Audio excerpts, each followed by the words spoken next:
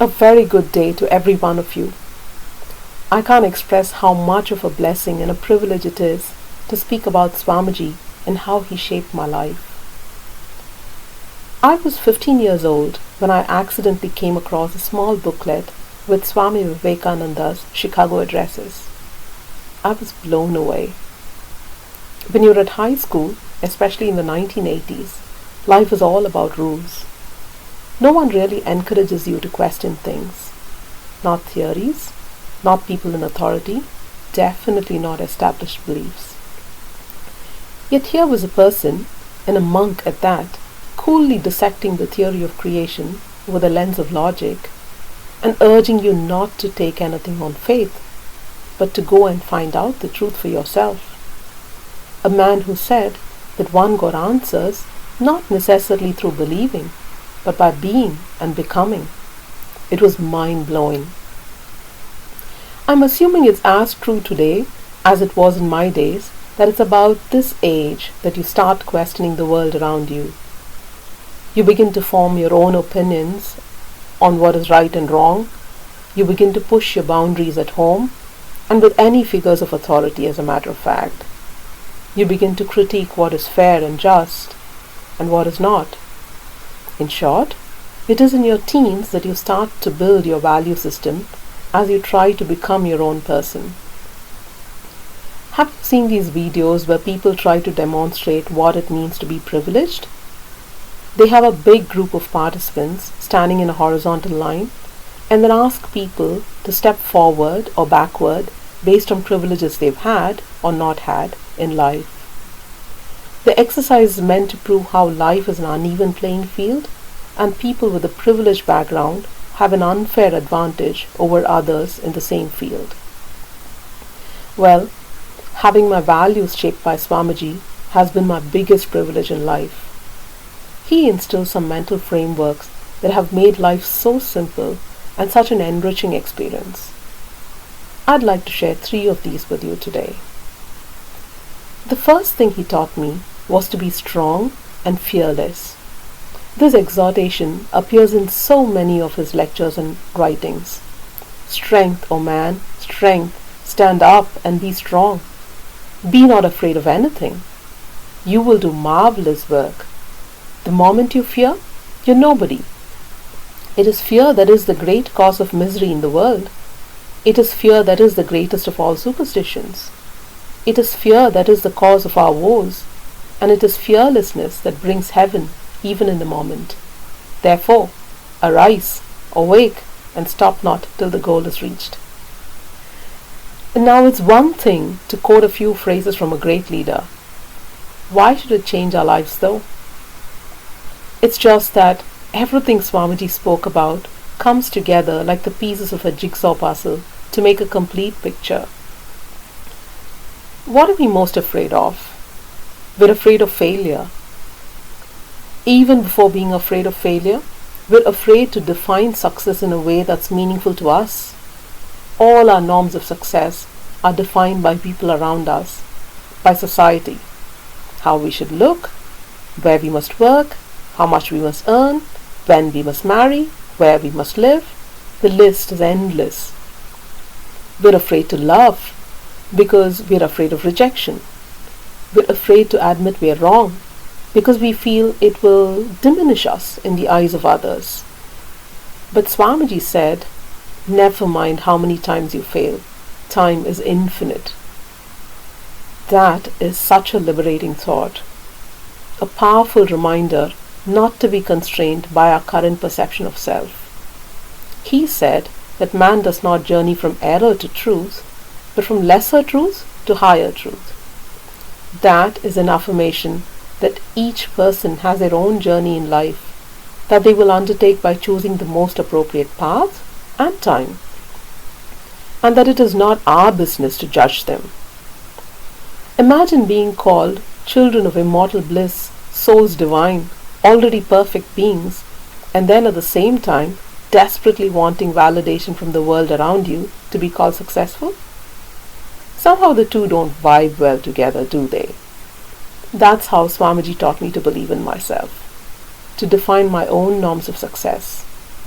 Yet he also taught us to care for others, to feel compassion, and exemplified that we should not aggrandize ourselves by belittling another person.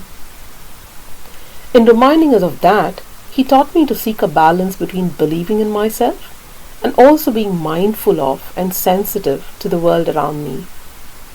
It is the strong who can admit their wrong. It is the strong who can feel compassion, and he never let us forget that strength is life. Those simple tenets of strength and fearlessness can have a powerful ripple effect no matter what you're doing. As a parent, it allows you to give your children freedom and be their safety net. As a life partner, it allows you to be there for the other person without constantly demanding reciprocation. At work, it allows you to support your colleagues and not be threatened by them.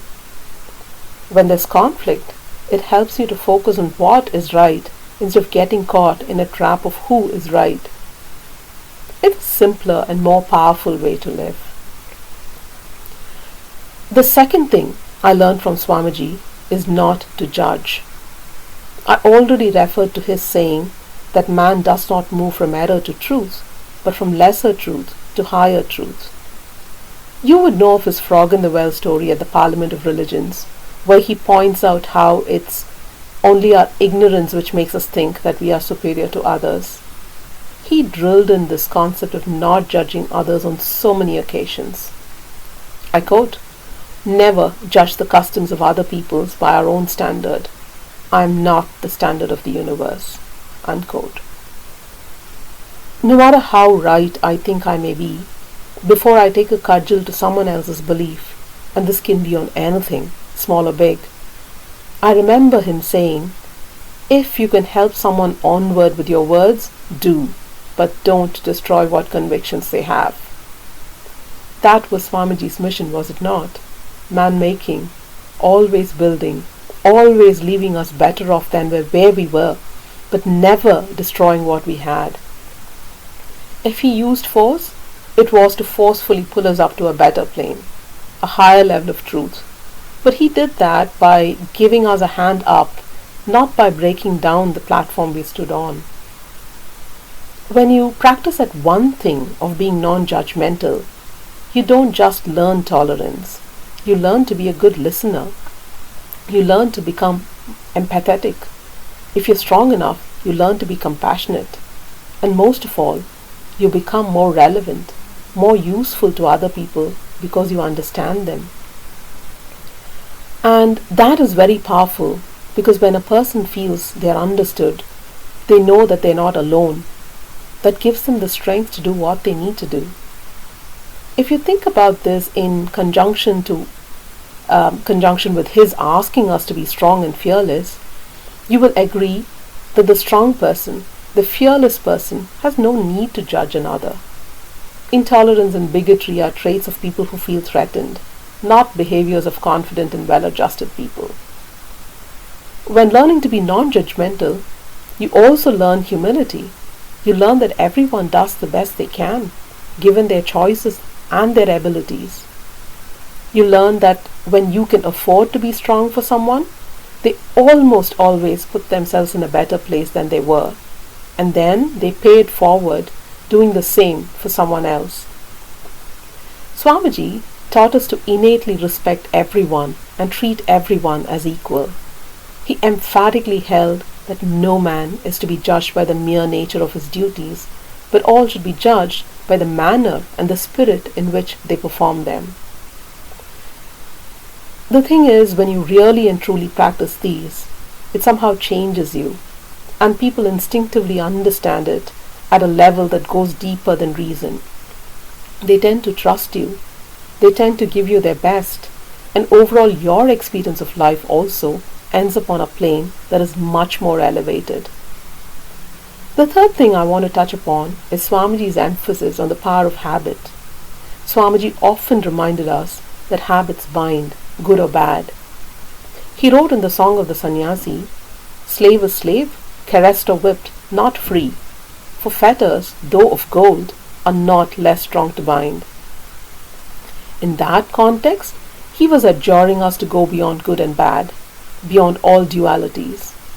But in other contexts, he has also said that if one is accustomed to doing good, then even in a situation where one is tempted to harm another, we cannot do so, because habit will force us to be good.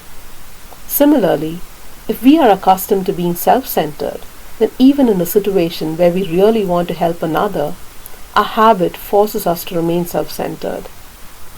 There are times in life when people tell you that being good and straightforward is not going to get you ahead, that being street smart is the intelligent thing to do, that it is okay to compromise in this one little instance because it is little and does not matter so much. And then I remember Swamiji and think for a moment, what kind of a link to what kind of a chain am I forging by that little act? You would recognize how values dictate actions, actions form habits, and habit forms character. Remember, at the beginning of this piece of sharing, I said that my greatest privilege was having Swamiji shape my values. I think of today's youth. They have a number of wonderful attributes. They're curious, they try to be open-minded, socially conscious, and independent. But one recurrent theme that seems to work against them is their lack of self-esteem, which results often in depression or anxiety disorders. I look back and think that could have been me, but for Swamiji. No matter how many times I fail, I sit in a safe bubble that Swamiji created for me. A bubble of confidence, compassion for self too, that allows me to pick myself up and go forward, to open my eyes to the truth of what is, to arise, awake, and not stop till the goal is reached, because time is infinite. I wish Swamiji, in his infinite compassion, embraces more and more people within his fold. Thank you.